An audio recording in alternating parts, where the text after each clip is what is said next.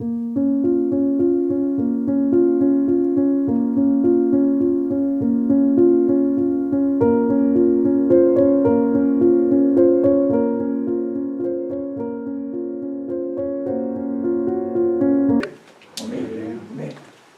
saber quem é que está na casa pela primeira vez.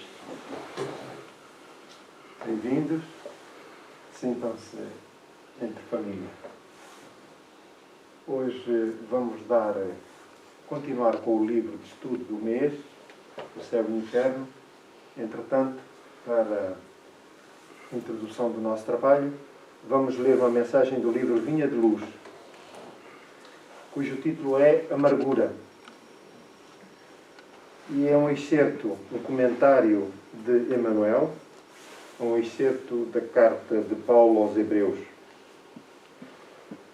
Tendo cuidado de que ninguém se prive da graça de Deus e de que nenhuma raiz de amargura, brotando, vos perturbe, e por ela muitos se contaminem. Para bem servir ao Senhor, não é razoável marchemos ao longo do trabalho honroso à maneira de cooperadores lacrimosos e descontentes. A mágoa, muitas vezes, traduz desconfiança e deslealdade. O coração operoso e confiante nunca perde o otimismo, colocando-se, antes de tudo, à frente do infinito e da eternidade. Há dificuldades e problemas? Prossigamos em serviço e o Mestre Divino oferecer-nos-á a solução. Há sombras? Lembremos-nos de que não existem nuvens eternas, porque o centro da criação é a luz imperecível. Há quedas? Estejamos convictos de que o reerguimento não se fará esperar. O dever do trabalhador é continuar a tarefa que lhe foi conferida, tanto quanto a obrigação do servo fiel é marchar na realização do programa de quem lhe concedeu a bênção do serviço edificante. Tenhamos em mente que, em favor do êxito geral do nosso esforço, é imprescindível o incessante combate às raízes de amargura no coração. Se brotarem livremente, serão venenosos arbustos, prejudicando a movimentação dos interesses coletivos de elevação e paz. Guardemos reflexão e prudência, mas destruamos a amargura injustificável para que não perturbemos a obra do Mestre e para que os nossos amados não se privem da graça de Deus.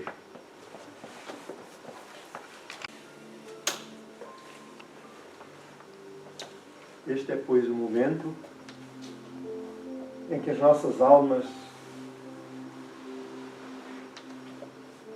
se propõem a aceitar o convite de se desdobrarem em alegria, em harmonia e paz, em gratidão pela oportunidade. Mestre querido, amigo incomparável das nossas vidas, eis-nos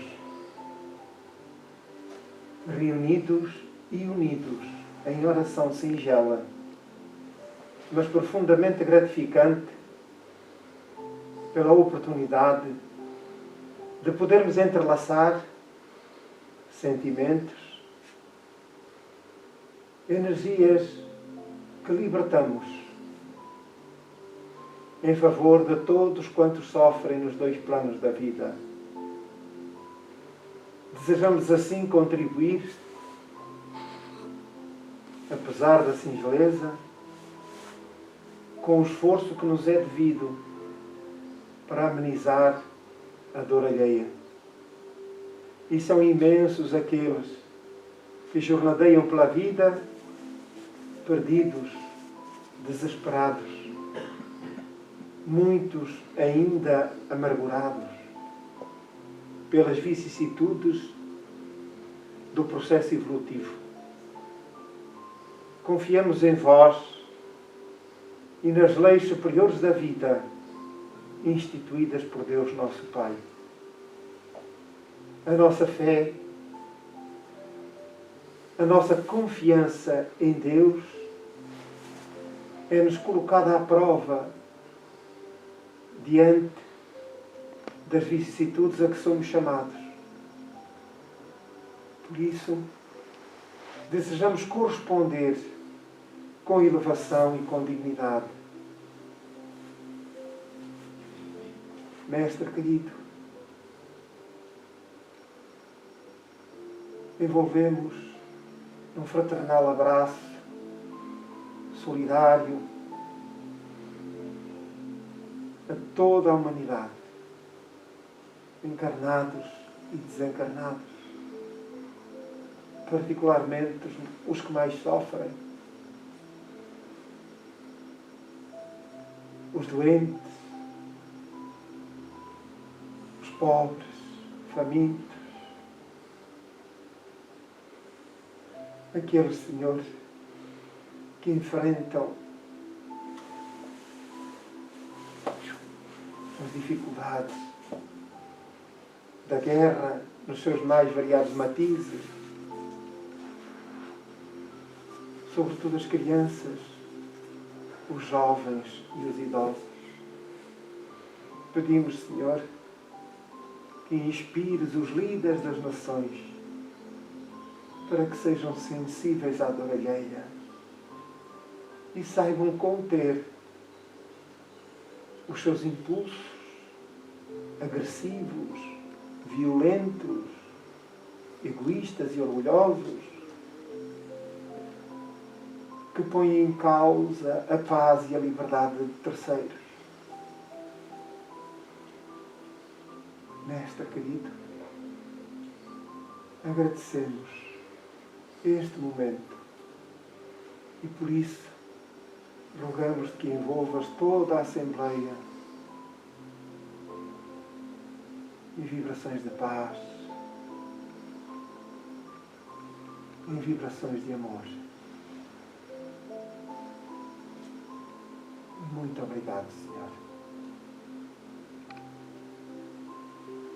No capítulo anterior,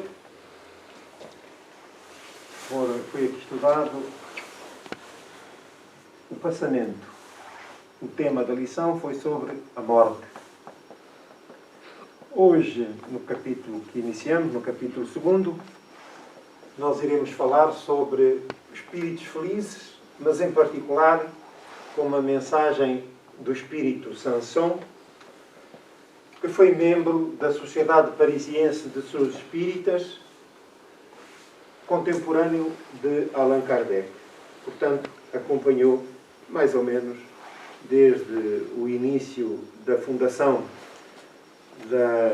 daquela associação, no dia 1 de abril de 1858, e acompanhou fervorosamente todas as demarches, todas as iniciativas que foram promovidas por Allan Kardec e pela associação em si. Com licença, eu vou aqui. Para entrarmos na essência da lição de hoje, a introdução, vamos lê-la praticamente para não perdermos muito tempo, porque o assunto principal está depois no diálogo de Sanson com Allan Kardec. Portanto, diz assim o tema da lição. Este antigo membro da Sociedade Parisiense de Estudos Espíritas, falecido a 21 de abril de 1862, após um ano de atrozes padecimentos, prevendo a morte, dirigiram uma carta ao presidente da Sociedade com o tópico seguinte. Portanto, aquilo que muitas das vezes nós fazemos em testamento, escrever algumas questões que nos preocupam. E aqui no caso, ele diz o seguinte: podendo ser surpreendido pela morte, ocorre-me reiterar-vos um pedido que vos fiz há cerca de um ano, o de evocardes o meu espírito o mais breve possível, a fim de, como membro bastante inútil da nossa sociedade, poder prestar-lhe por alguma coisa, poder prestar-lhe para alguma coisa depois de morto, esclarecendo fase por fase as circunstâncias decorrentes do que as pessoas chamam de morte e que para nós outros, os espíritas, não passa de uma transformação. Portanto, ele dispunha-se a dar essa informação. Segundo os desígnios insondáveis de Deus, mas sempre útil ao fim a que ele se propõe. Portanto, ele sim pede essa oportunidade, contudo, já minimamente esclarecido, sabia que estava sujeito a determinações superiores. Portanto, o pedido dele era relativo, de ser ou não ser atendido, concretamente. Além deste pedido, que é uma autorização para me honrares com essa autópsia espiritual, talvez inútil em razão do meu quase nulo adiantamento, e que a vossa sabedoria não consentirá ir além de certo número de ensaios. Quer dizer, se nesse trabalho, nessa tentativa de evocação, portanto, de diálogo com o Espírito, de lhe requisitar a presença para esse diálogo, enfim, se viesse a revelar infrutífero, ele que não se preocupasse em ser, digamos que, demorado na questão. Portanto, arrumaria logo a questão. E nós vamos explicar mais adiante porque este ponto de vista. Ora, eu estava aqui em cima.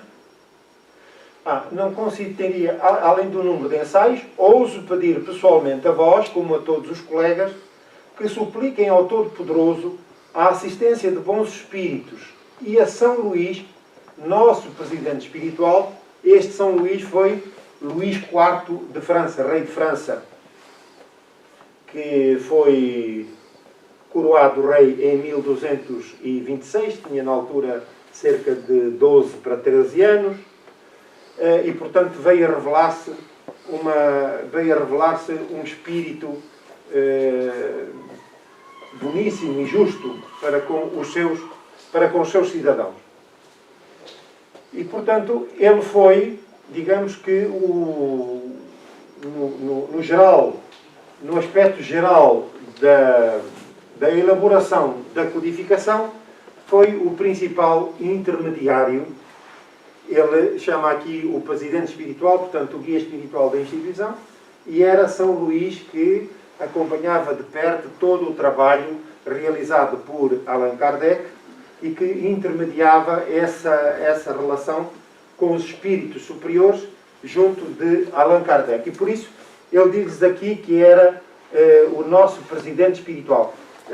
Fez parte, como é óbvio, da falange dos espíritos que compuseram o Espírito da Verdade e, portanto, tem várias mensagens ao longo da codificação. Que me guie na escolha... Deixa eu voltar um bocadinho atrás. Portanto, que suplique ao Todo-Poderoso a assistência dos bons espíritos e a São Luís, nosso presidente espiritual, que me guie na escolha e sobre a época de uma nova encarnação, ideia que há muito me preocupa. Portanto, quem está consciente de que a passagem que é eterna, que cada um de nós é um espírito, com a característica da eternidade, e, portanto, a passagem pela Terra é temporária, e, naturalmente, que, face a essa imortalidade, perspectivar-se-á nova reencarnação no futuro.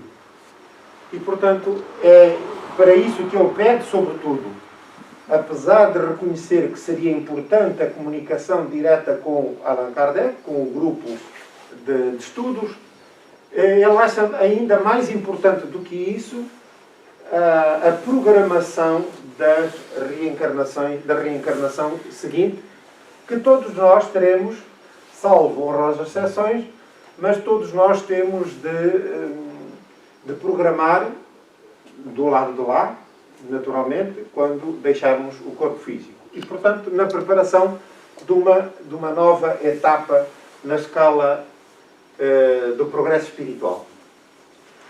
Arreceio-me de confiar demais nas minhas forças espirituais, rogando a Deus muito cedo e presunçosamente um estado corporal no qual eu não possa justificar a divina bondade de modo a prejudicar o meu próprio adiantamento e prolongar a permanência na terra ou em qualquer outra parte, desde que naufrague.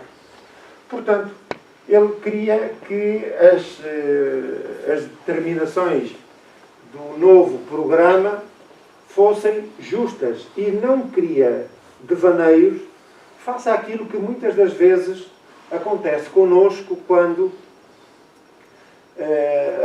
de catástrofes de natureza moral, em que o indivíduo, digamos, põe muitas vezes em jogo os interesses da própria encarnação. Então ele aqui diz que prefere, nessa programação, é por isso que ele perde forças, prefere, de facto, que ser retirado da vida, isto é implícito ali, do que estar a pedir, a rogar a Deus para que ele permaneça na carne. Isto é, a todo custo. Como se a vida no corpo físico fosse, de facto, o objetivo final da vida. O que não é. Ele já sabia, estava consciente disso, e, portanto, diz aqui que, de facto, ele pede um programa que seja justo, mas que possa, de facto, estar centrado, focado naquilo que é fundamental para o seu progresso moral e sem devaneios. Então, Allan Kardec, a seguir, reflete, escreve para si, faz estes comentários.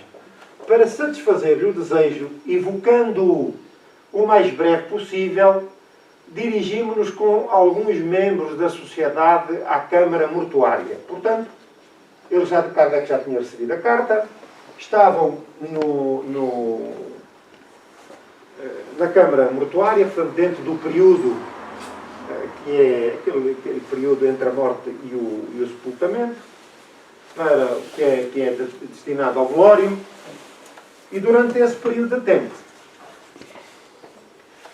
eles dirigem-se à Câmara Mortuária, portanto um grupo, Allan Kardec e outro grupo da sua confiança e competências para este trabalho, onde na presença do seu corpo se passou o seguinte colóquio, 1 hora antes do sepultamento. Era duplo o nosso interesse cumprir uma última vontade e observar, ainda uma vez, a situação de uma alma em momento tão imediato à morte, tratando-se, ademais, de um homem eminentemente esclarecido, inteligente e profundamente convicto das verdades espíritas. Íamos, enfim, colher nas suas primeiras impressões a prova de quanto, sobre o estado do espírito, pode influir a compenetração dessas verdades.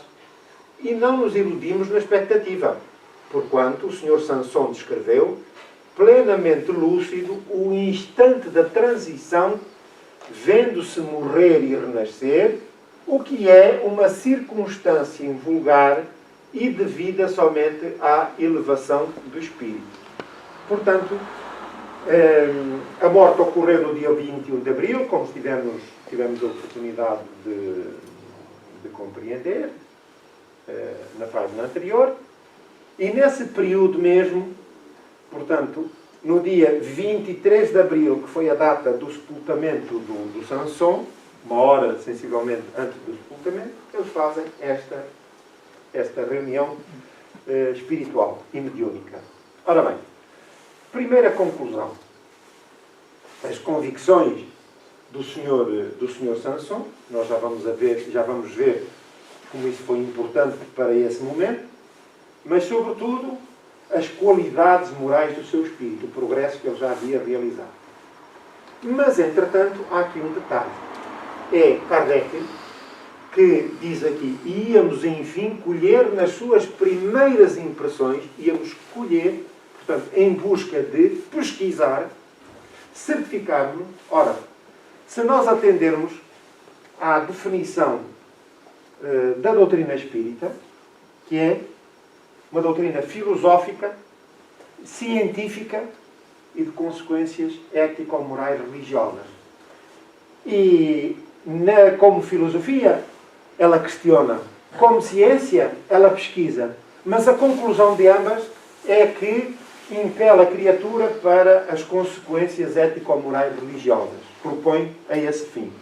Então, a característica científica da doutrina não é pesquisar pelo bisturi, mas é pesquisar, de facto, através das faculdades mediúnicas, e estabelecer relações com os espíritos, aqui no caso, desencarnados.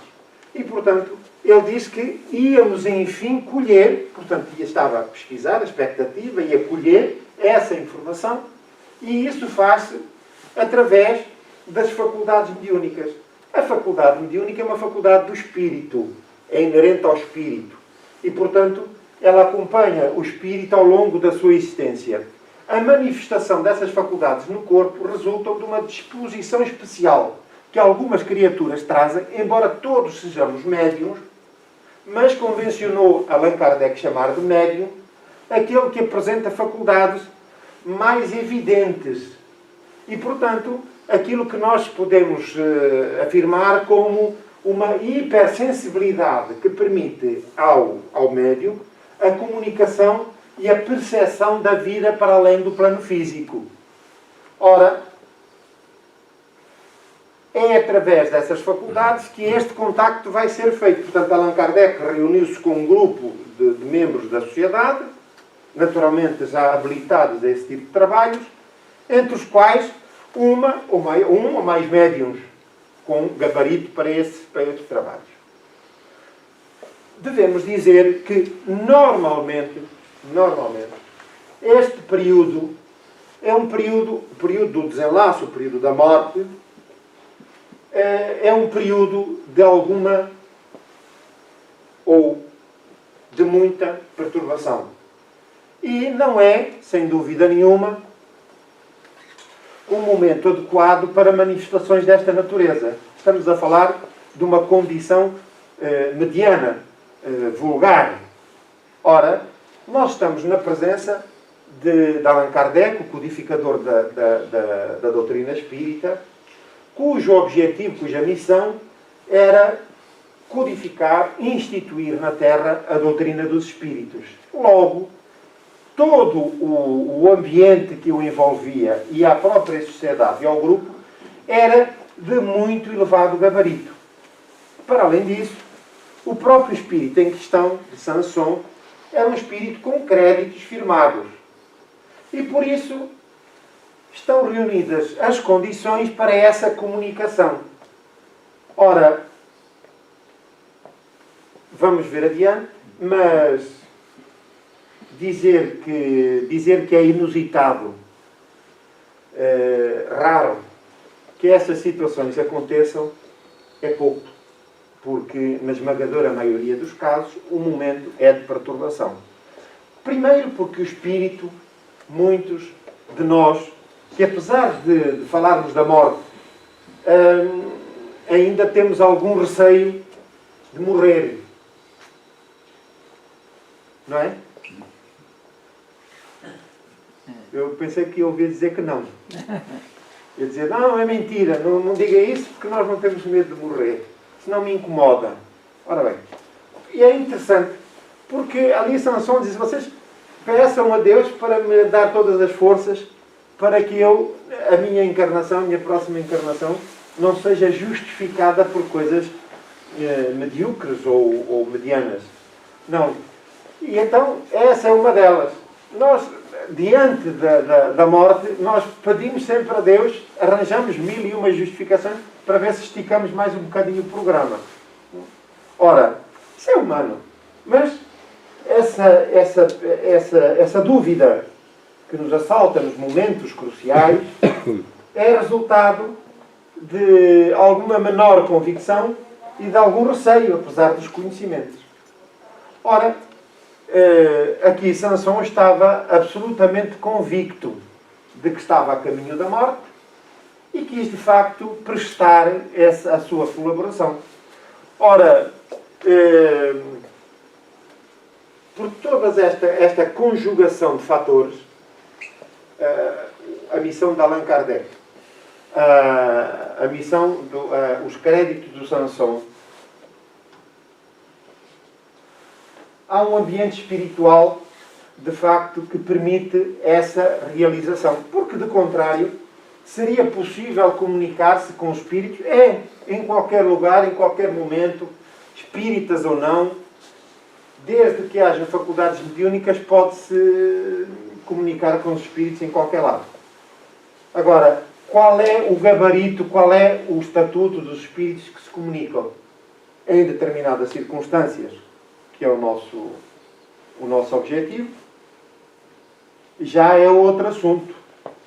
E aqui, no caso, não foram essas condições espirituais, o que poderia acontecer era que qualquer grupo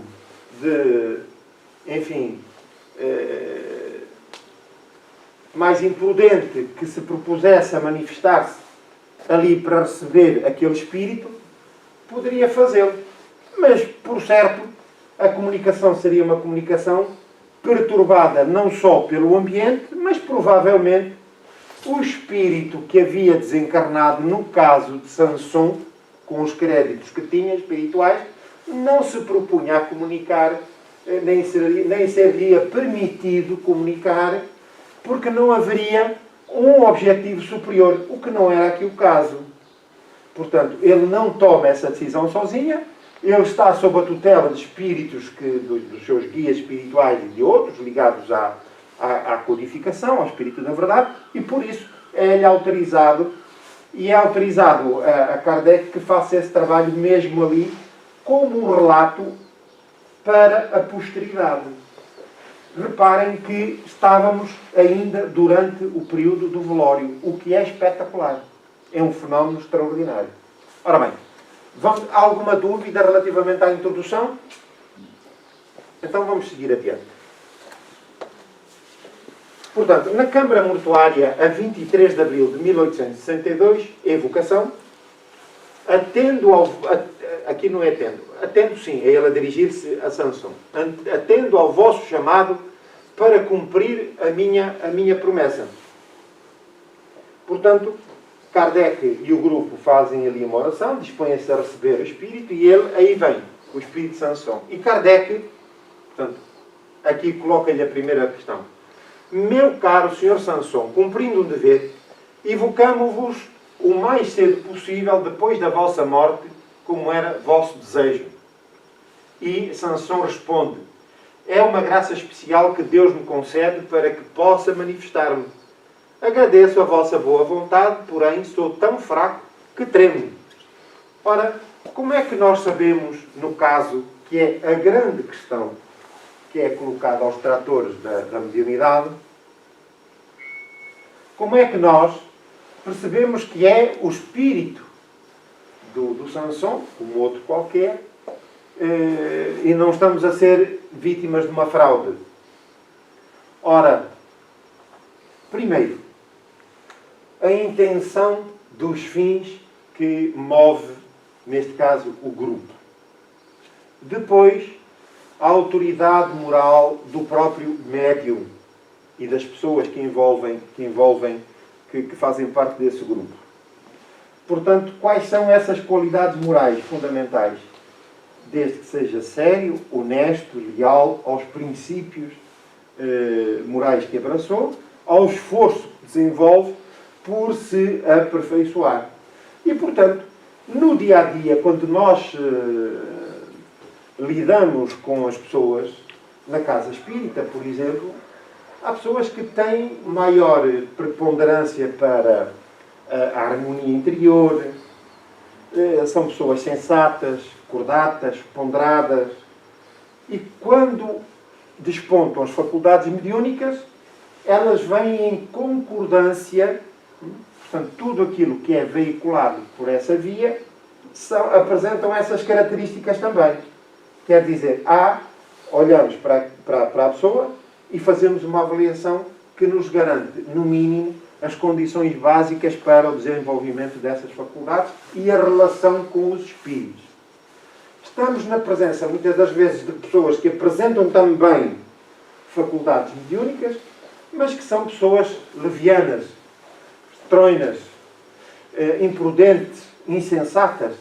E, portanto, é o comportamento das pessoas que está na gênese da avaliação das condições mediúnicas.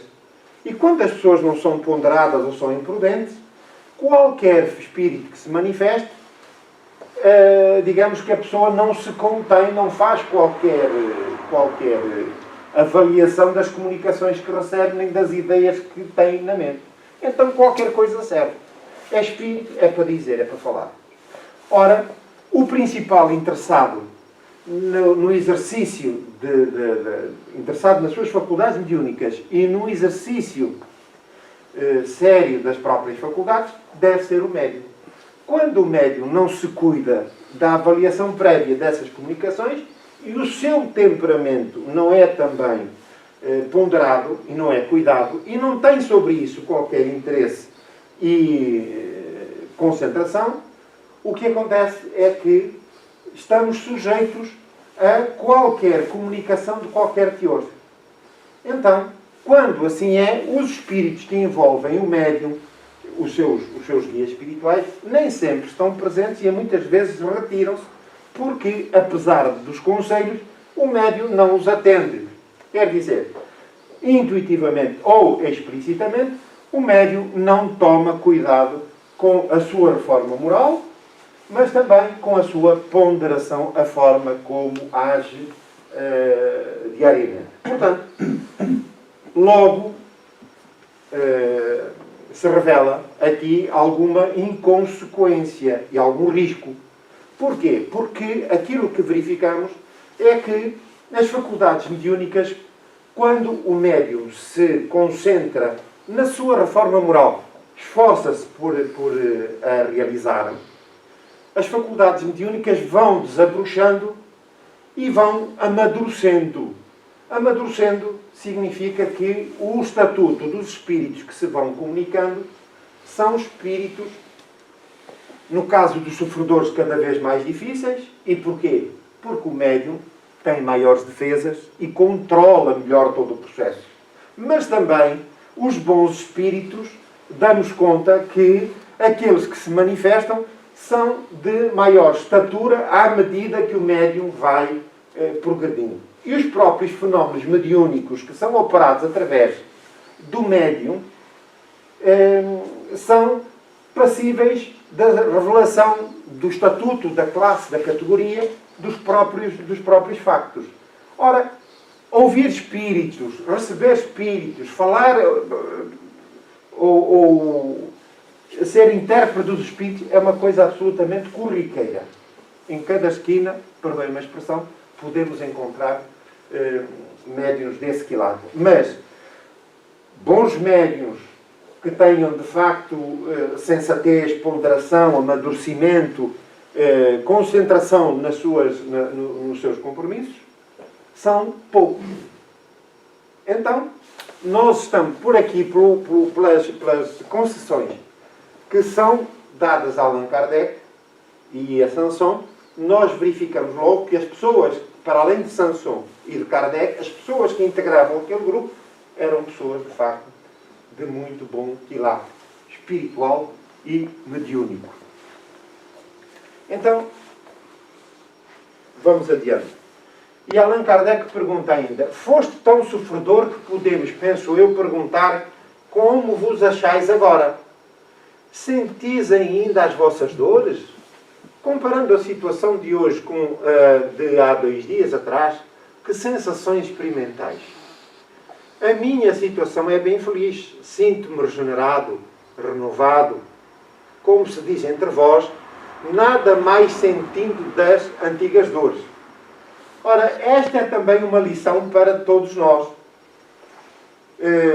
Porque nas entrelinhas nós podemos perceber que todo este progresso, este estado de Sanson após a morte, é resultante do seu esforço, do seu aprimoramento e também da forma como ele viveu aquele último ano de dores atrozes, de sofrimentos acrescidos. E como lhe foi importante a doutrina espírita para ele aceitar resignadamente aquilo a que foi chamado viver. Portanto, esse tempo foi aproveitado para amadurecer, para se resignar, compreender, aceitar e entregar-se nas mãos de Deus, consciente de que nada acontecia à revelia da sua vontade. Ora, é essa lição que nós devemos encontrar aqui também. Inclusive, como a lição introdutória de Emmanuel nos deixou sobre a amargura, a sua reflexão, relativamente aos factos que muitas vezes ocorrem na nossa vida, podermos afastar de nós esse tipo de pensamentos e de sentimentos inferiores, infelizes, tristes, para que não se perturbe a nossa alma diante de uma ocorrência fatídica como esta, como é a morte. A passagem continua. A passagem da vida terrena para a dos espíritos deixou-me inicialmente num estado incompreensível, porque ficamos algumas vezes privados, por muitos dias, de lucidez. Eu havia feito, no entanto, um pedido a Deus para que me permitisse falar aos que estimo, e Deus ouviu. Portanto, este período que ocorre entre o desencarne, porque morrer não é desencarnar, são coisas diferentes. Morrer é as forças vitais do corpo físico esgotarem-se e ocorre a morte. Mas isso não significa que o espírito se libertou efetivamente do corpo, dos liames do corpo. E isso depende muito do grau de compreensão, de aceitação, de resignação, depende muito do estatuto moral do espírito. Porque esse período de que fala aqui Sanson pode variar de horas, dias, semanas, meses, anos, séculos. Por isso Jesus dizia: onde estiver o teu tesouro, aí estará o teu coração. Então aquela criatura que não admite morrer, que acha ser uma injustiça a morte, porque ainda tinha isto para fazer, porque tinha aquilo para acontecer, porque tinha mais isto, tinha mais aquilo, e portanto a criatura está revoltada com os factos. E muitos desejam, de facto, retornar aos despojos. E isso não é possível. Não é possível retomar aquele corpo.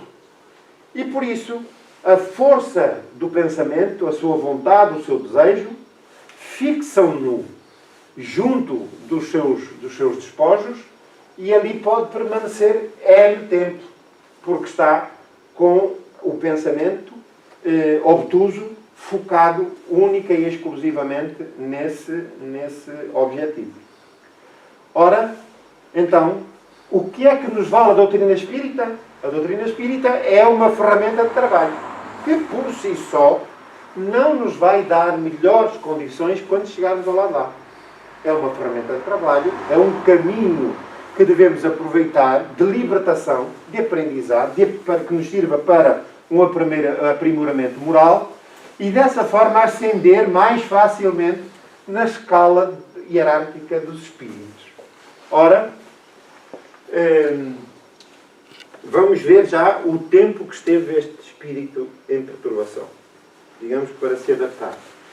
Depois, na quarta pergunta, ao fim de quanto tempo recobrastes a lucidez das ideias? Ao fim de 8 horas. Ao fim de 8 horas. Porque este período em que o espírito, embora isso varie muito, mas o desligamento do espírito relativamente ao corpo físico é sempre um motivo, é sempre um momento de perturbação. E de perturbação porquê? Porque o corpo físico, matéria densa, acaba por exercer também bastante efeito e perturbação pela natureza da própria matéria sobre o espírito. Mas também, quanto mais materialista for o espírito, mais dificuldade tem de se despojar da matéria física. E, portanto, esses liames estão, de facto, cortados, mas o espírito, no pensamento, por força do seu pensamento, está ali colocado. Então, daí a razão porque faz todo o sentido que nós, espíritas, aproveitemos o esclarecimento que a doutrina nos faculta para podermos proceder à renovação moral que nos é devida. E é isso que vai fazer a diferença. São as conquistas morais. Portanto, ao fim de 8 horas, repito, deu-me uma prova da sua bondade maior do meu merecimento e eu não sei como agradecer. Portanto, esta é uma situação raríssima. E, de facto, diante desta revelação, nós estamos perante um espírito já de algum quilate.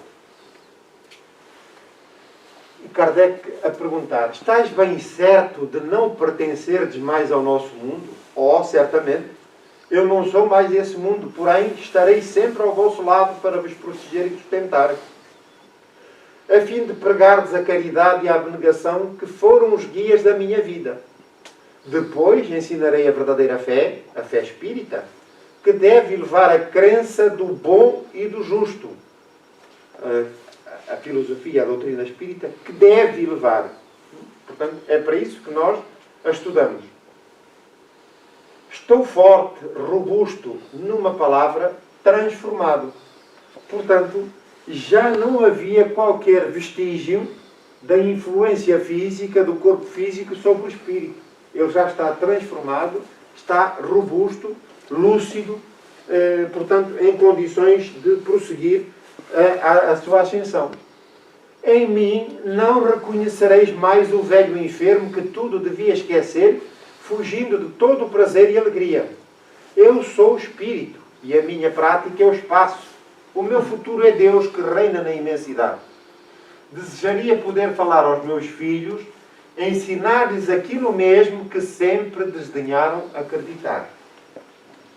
Portanto, o progresso é individual. O progresso é individual. E apesar de todos os esforços, veem que o próprio Samson não conseguiu fazer passar essa mensagem aos filhos que com ele conviviam. Porque terão a sua vez.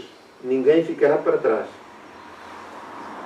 Que efeito vos causa o vosso corpo aqui ao lado? Meu corpo, pobre, mísero despejo, volvo ao pó, enquanto guardo a lembrança de todos quantos me estimaram. Vejo essa pobre carne decomposta, morada que foi do meu espírito, provação de tantos anos. Obrigado, mísero corpo, pois que purificaste o meu espírito. O meu sofrimento, 10 vezes bendito, deu-me um lugar bem compensador, razão porque pude comunicar convosco tão rapidamente. E porquê diz ele aqui que obrigado, mísero corpo, pois que purificaste o meu espírito? O corpo físico é o veículo através do qual o espírito procura espargir, fazer fluir as energias deletérias que ainda o perturbam e que mancham o perispírito, que é o molde do corpo físico. E, portanto, quando o espírito se torna sensato, moderado, prudente, com fé, aceita resignadamente as vicissitudes da vida que de todo lhe fogem ao seu controle, ele está a drenar todas esses miasmas, essa energia que lhe perturba o espírito e o perispírito, e como tal o corpo funciona como um mata-borrão que está a absorver essas toxinas. Contudo, o inverso também é verdade. Muitos de nós saímos daqui mais endividados do que quando aqui entramos. Porquê? Porque os nossos pensamentos, as nossas ações, não se havendo pautado por valores elevados, enobrecidos, e tudo na vida é energia, o pensamento, as palavras, as ações, produzem energia. E nós, como fonte geradora de energia, somos os primeiros beneficiados ou os primeiros prejudicados. Quer dizer, nós mergulhamos, vivemos dentro desse campo energético e vibratório que é gerado pelo espírito.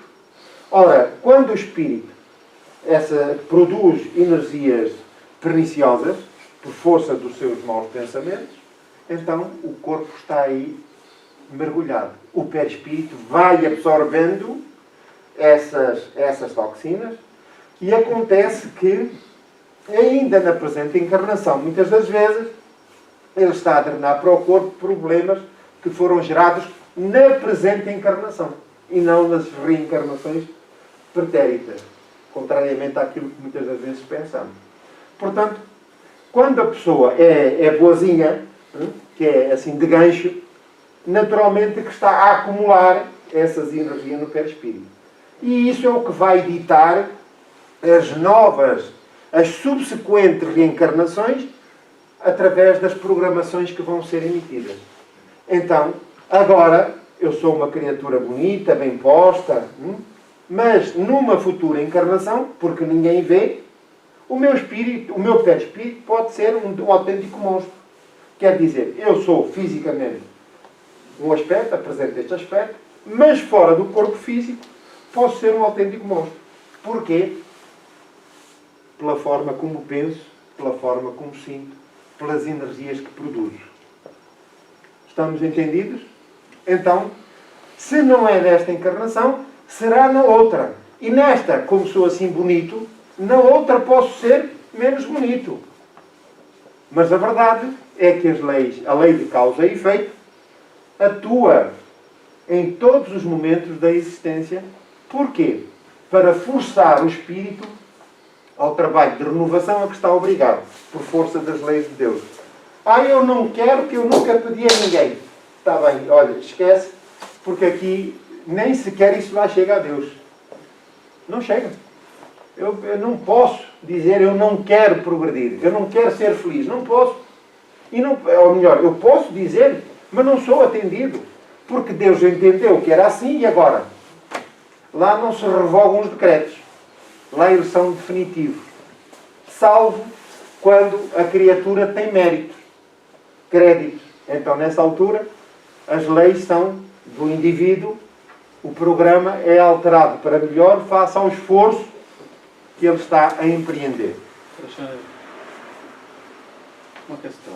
Diga? Uma questão. Sim, faz favor. Aí subentende que ele recebeu o mérito de em 8 horas poder se comunicar novamente com o plano... Não, eu tinha mérito já. Já tinha mérito, certo? Já tinha conquistado mérito. E demonstra que a família não era espírita ou não tinha... Pelo menos os filhos, que é de quem eles falam ali. A pergunta minha é a seguinte,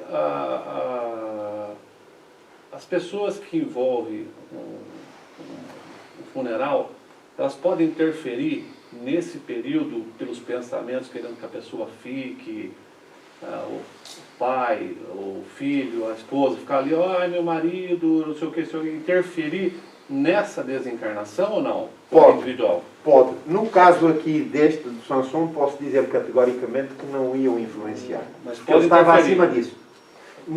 No caso de Sansão, ele só está ali naquele momento para aquele objetivo, que é comunicar-se com os seus companheiros. Porque se não fosse isso, ele já tinha sido retirado do local há muito tempo.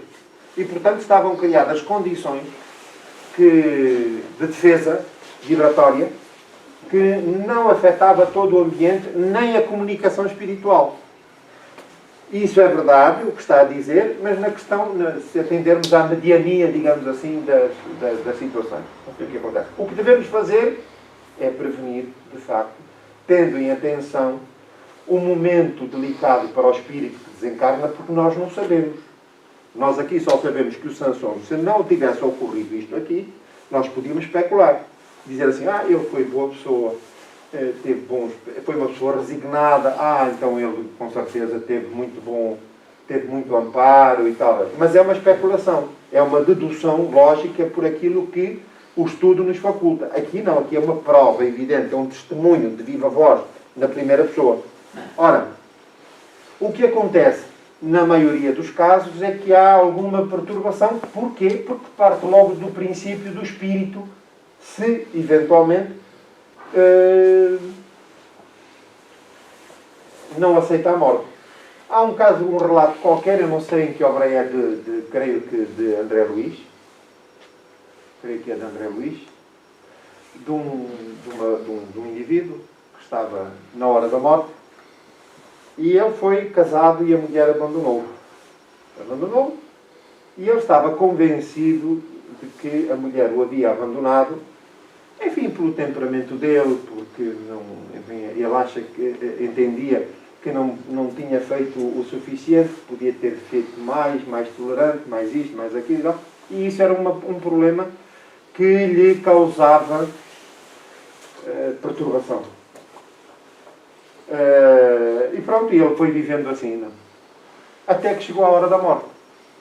À hora da morte, o indivíduo tinha créditos espirituais.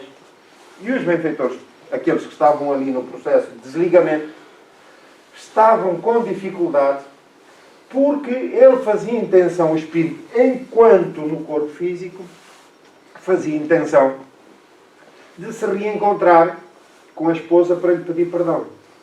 Digamos que era um problema que ele tinha de consciência.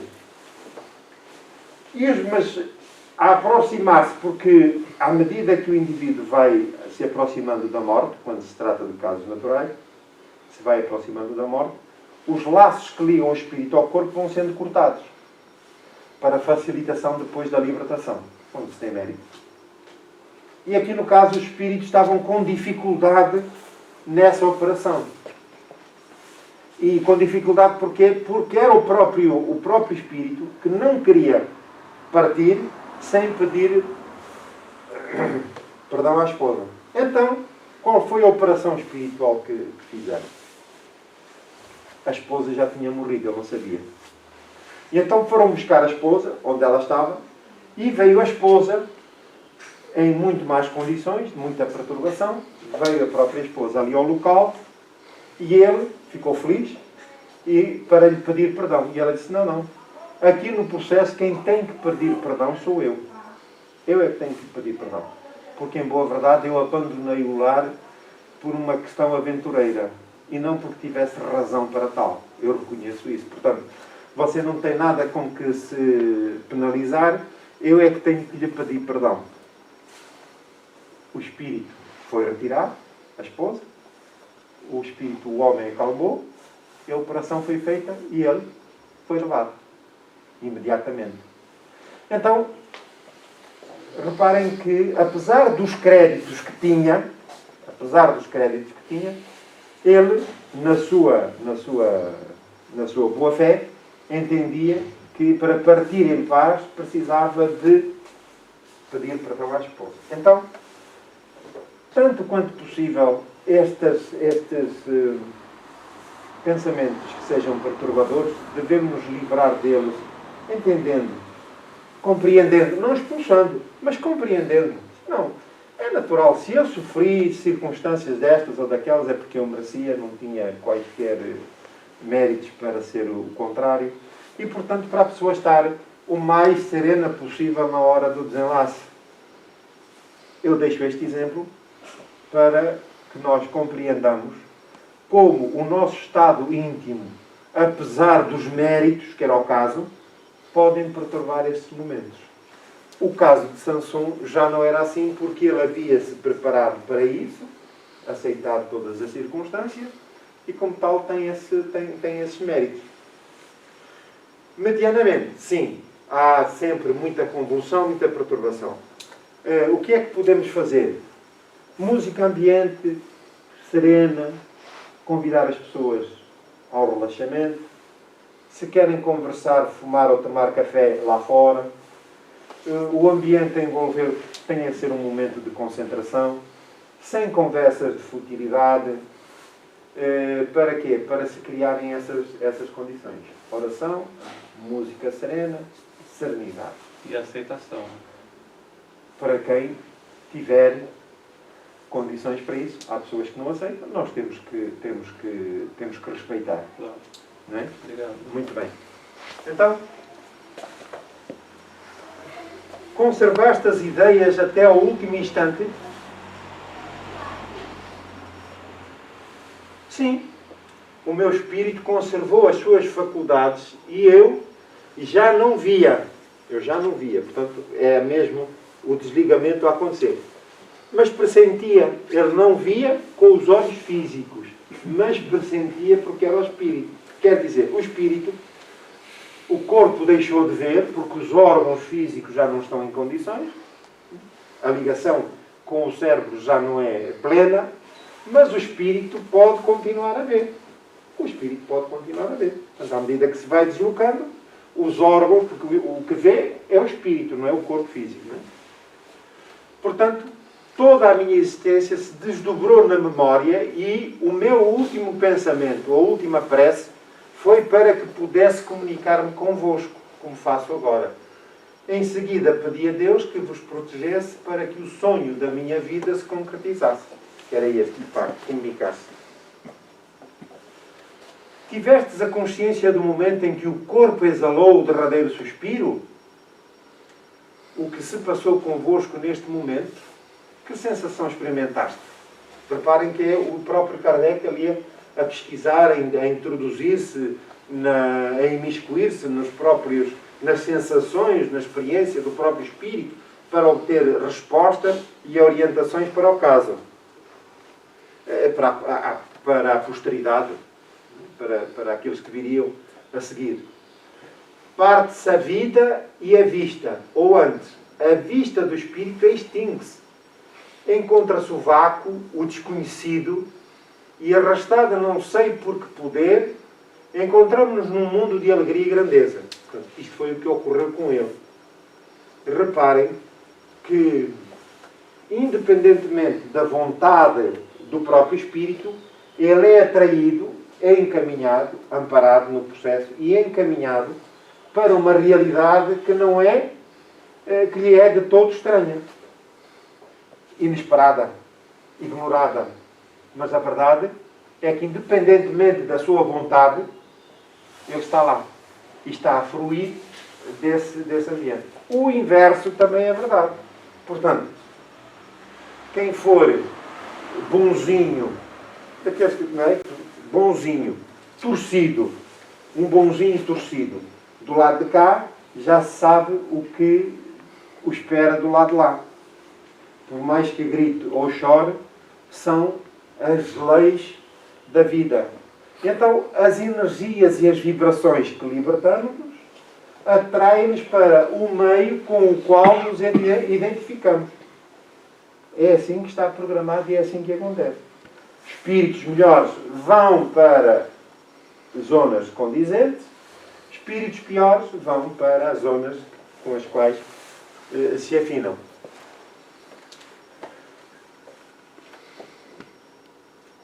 Eu não sentia, nada compreendia e, no entanto, uma felicidade inefável extasiava-me de gozo, livre do peso das dores. Portanto, estava desligado do corpo físico. Agora, só para informar que Allan Kardec incluiu uma mensagem de Espírito Sanson na obra do Evangelho segundo o Espiritismo. Do capítulo 11, Amar o próximo como a si mesmo, Instruções dos Espíritos, a Lei de Amor, item 10, mensagem ditada no ano de 1863. Portanto, nós podemos perceber o gabarito deste espírito, que parte em 1862, é-lhe permitido 8 horas depois comunicar diretamente com os seus companheiros, com tamanha lucidez, descrevendo com detalhe a sua situação e as circunstâncias do seu desenlace, mas ao fim de um ano ele vem comentar, através do Espírito da Verdade, que o conduz ali, ao grupo, comentar sobre aquele capítulo do amar o próximo como a si mesmo, Instruções dos Espíritos, e Allan Kardec inclui a sua mensagem, sem oposição dos espíritos tutelares, do tal São Francisco, de que ele falou, no Evangelho segundo o Espiritismo. Portanto, dá-nos para perceber a grandeza desse espírito. Como trabalhador do grupo do Espírito da Verdade, a verdade é que ele fez parte desse grupo e desse trabalho monumental. Portanto, o Sanson é de facto um espírito de elevado quilate. Todas estas deduções que nós fazemos à luz da doutrina espírita, da razão, à luz da razão, leva-nos a concluir que ele é de facto um espírito de grande gabarito, que à época esteve ali junto de Kardec e fez parte da Sociedade Parisiense dos Espíritas, exatamente para a consolidação do grupo da doutrina espírita, da sua codificação e da sua divulgação. Portanto, é um testemunho, de facto, belíssimo, matéria de estudo, de reflexão, de aprendizado. Concluímos a nossa tarefa perguntando se há alguma dúvida que tenha ficado relativamente à lição. Muito bem. Então, pedimos licença, vamos encerrar o trabalho.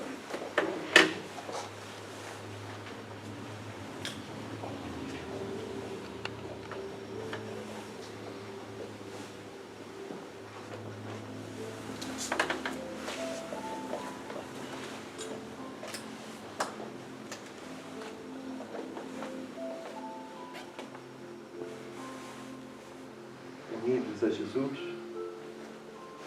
desejamos agradecer-vos, Senhor, em espírito de gratidão, estes momentos felizes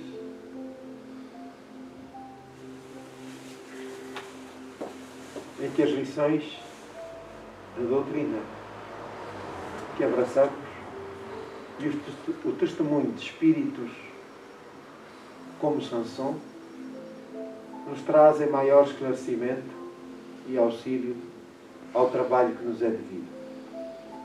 Rogamos-te por todos quantos sofrem, Senhor. Por aqueles que, em particular, convivem connosco, familiares e amigos, companheiros de jornada, para quem endereçamos o nosso pedido e a nossa rogativa. Querido Jesus, ampara toda a nossa instituição para que encarnados e desencarnados beneficiem do vosso amparo.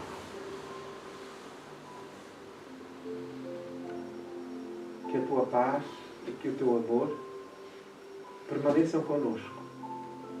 E neste momento em que nos colocamos em oração, rogamos ainda que os benfeitores atendam a todos os presentes, envolvendo-os com as vossas bênçãos da energia, de saúde. É esse perfume espiritual que chega das altas esferas espirituais em pétalas coloridas e perfumadas do vosso amor. E ao toque suave, nós acolhemos com infinita alegria e gratidão para que as nossas preocupações, as nossas dores possam ser atenuadas, Senhor. Muito obrigado.